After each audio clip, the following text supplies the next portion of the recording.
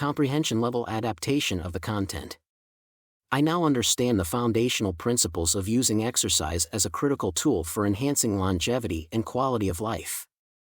Strength and endurance training, particularly with resistance, have been shown to reduce risks of aging-related conditions, including sarcopenia, osteoporosis, and cardiovascular decline.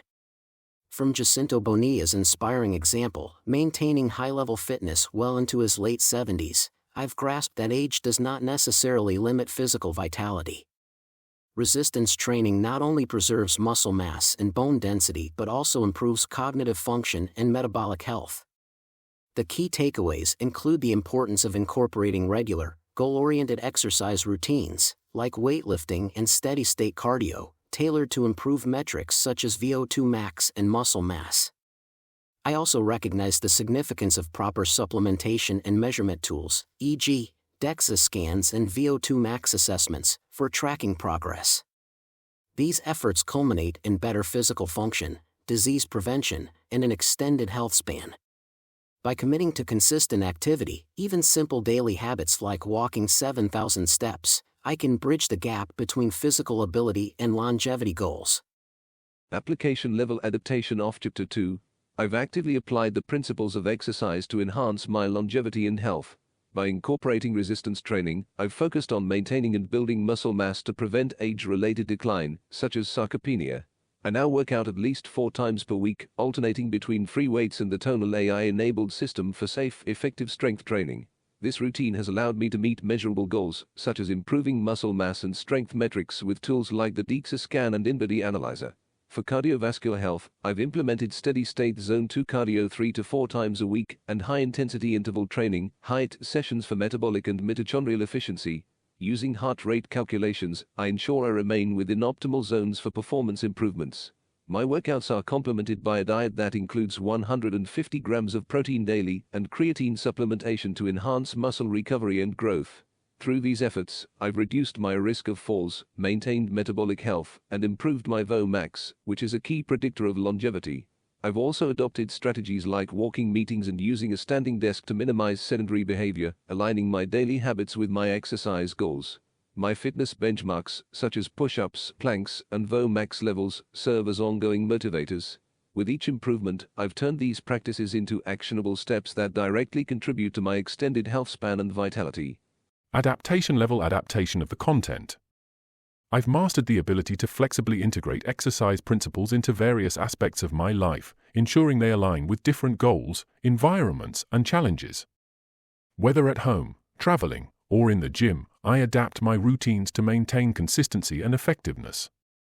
For strength training, I alternate between free weights and the AI-enabled tonal system, tailoring my workouts to focus on muscle maintenance, injury prevention, and metabolic health. I've learned to personalize cardiovascular routines by switching between steady-state Zone 2 training and HIIT based on my schedule and energy levels. For example, during a busy week, I combine work calls with light cycling on a stationary bike, seamlessly blending productivity with fitness.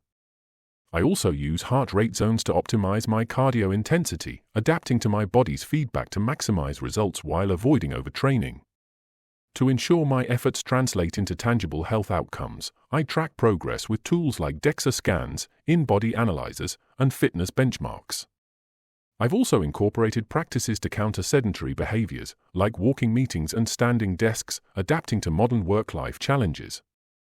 With my flexibility in applying these concepts, I've turned longevity-focused fitness into a sustainable, evolving part of my lifestyle, regardless of external circumstances. Contextual understanding level adaptation of the content. I've developed a deeper understanding of how exercise integrates into broader health and longevity practices, recognizing its relevance across various domains of life. Exercise is not just about physical fitness, it's a cornerstone for metabolic health, cognitive function, injury prevention, and even emotional well-being. From maintaining muscle mass to improving VO2 max, I now see how each component of a fitness routine plays a role in enhancing both the quality and quantity of life. I've contextualized the importance of resistance training, steady-state cardio, and HIIT by connecting them to broader health outcomes. For instance, Building muscle is not only essential for physical strength, but also critical for preventing falls, maintaining bone density, and reducing all-cause mortality. Similarly, improving mitochondrial efficiency through Zone 2 cardio translates into better energy metabolism, which supports overall vitality and resilience. The concept of benchmarking fitness levels, such as tracking VO2 max or performance in key movements like push-ups and planks, underscores how these metrics serve as predictors of longevity. Moreover, adopting practices like walking meetings or standing desks reflects the modern challenge of counteracting sedentary lifestyles. This understanding allows me to see exercise not just as a personal goal but as a societal imperative, bridging health with lifestyle and longevity science. Analysis level adaptation of the content. I've broken down the components of exercise into their underlying mechanisms to understand how they collectively contribute to longevity.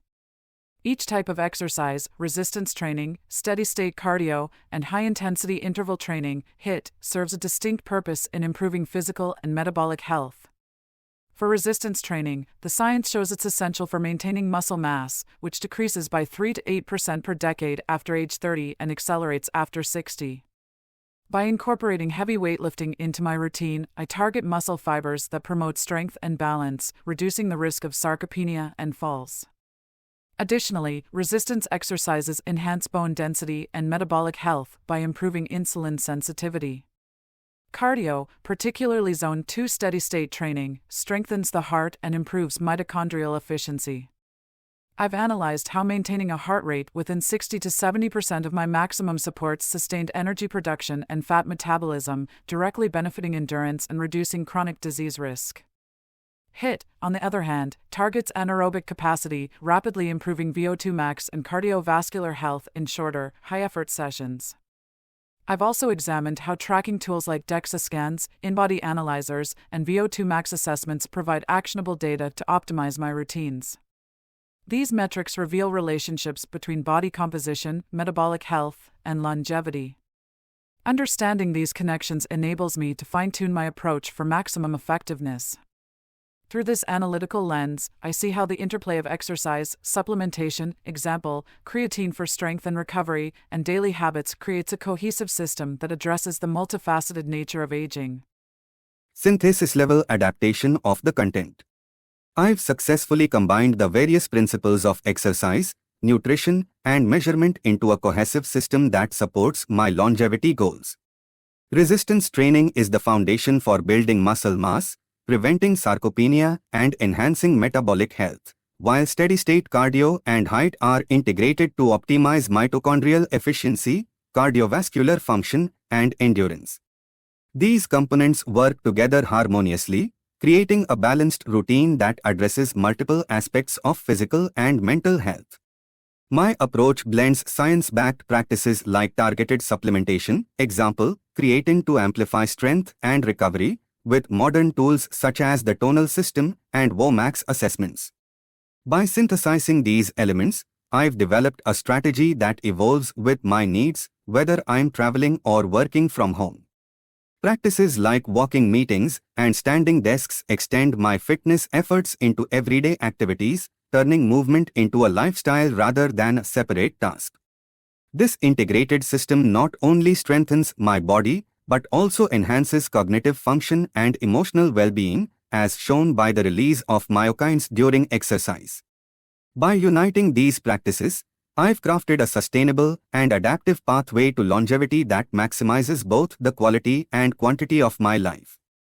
Evaluation-level adaptation of the content. I've critically assessed the role of exercise and related practices in my pursuit of longevity and identified what works, what needs improvement, and how each element contributes to my goals. Resistance training has proven essential for maintaining muscle mass and preventing age-related decline, and I can confidently affirm its place as a cornerstone of my fitness routine. Metrics like increased DEXA scan muscle readings validate its effectiveness. Steady-state cardio and HIIT are key contributors to mitochondrial health and cardiovascular fitness, as evidenced by improvements in my VO2 max. However, I've noted the need to better balance the intensity of HIIT sessions to avoid overtraining. Tracking tools like heart rate monitors and fitness benchmarks allow me to adjust and refine these efforts. Supplementation, particularly with creatine, has supported muscle recovery and growth, aligning with research-backed benefits. Still, I evaluate the quality of supplements regularly to ensure I'm using the most effective and safe products. Similarly, I found that while tools like the tonal system are innovative and convenient, traditional free weights offer versatility and should not be neglected entirely. My evaluation extends beyond physical metrics to include emotional and cognitive benefits, which are harder to quantify but equally important. Exercise enhances my mood, creativity, and focus, validating its holistic value in my life. This ongoing process of evaluation ensures my practices remain evidence-based, goal-oriented, and adaptable. Metacognition level adaptation of the content. Reflecting on my journey with exercise and longevity, I've gained valuable insights into how my learning and implementation have evolved. Initially, I approached exercise as a set of tasks to complete, lifting weights, running, and tracking steps. Over time, I began to see patterns: how consistent effort influenced my strength and energy levels, how proper recovery and supplementation accelerated my progress, and how daily movement integrated seamlessly into my routine. I've become aware of how my mindset shifts play a critical role in sustaining these habits. By observing my motivation behavior, I've identified what keeps me engaged, setting achievable benchmarks, celebrating small victories, and continually refining my approach based on feedback from tools like DEXA scans and VO2 max measurements. I've also realized the importance of flexibility, adapting routines when life gets busy or circumstances change. This process of self-reflection allows me to not only assess the effectiveness of my strategies but also understand how I learn best. It's this metacognitive awareness that ensures my practices remain sustainable and aligned with my overarching goal of longevity. I now view exercise as a dynamic process, one that evolves as I grow, rather than a static goal. Internalization level adaptation of the content. Exercise has become an intuitive part of my life, seamlessly embedded in my daily routines and deeply aligned with my values. I no longer think of working out as an external task, it's a natural expression of who I am. The practices of resistance training, steady-state cardio, and HIIT feel as fundamental as eating or sleeping, and I approach them with confidence and ease. I've internalized the understanding that strength, endurance, and mobility are not just physical traits but lifelong skills that sustain vitality.